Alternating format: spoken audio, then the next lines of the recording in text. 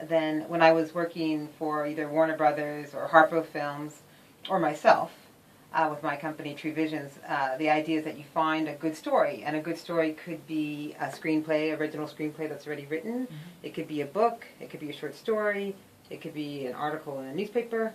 And you look for a story, and then the next step is to sort of figure out how you would make a beginning, middle, and end out of that story.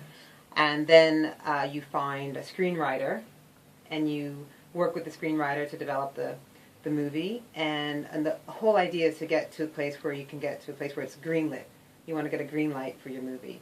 Usually you're not using your own money to make a film. That's always good, right? Yes, that's always good. Although movies have gotten cheaper with digital cameras, yes. But still.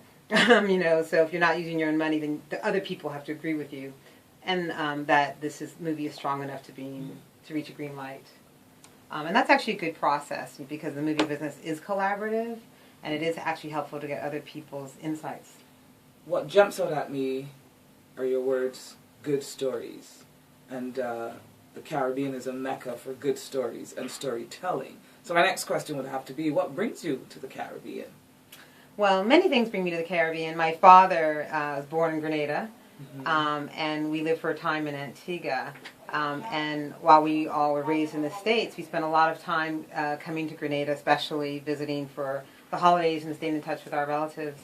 And one of the things that I've done recently was to make a documentary called Grenada, Colonialism and Conflict that basically looks at how colonialism has impacted the lives and psyche of Grenadians, dating from the Caribs and looking at the Fedon Rebellion and through the revolution to present day.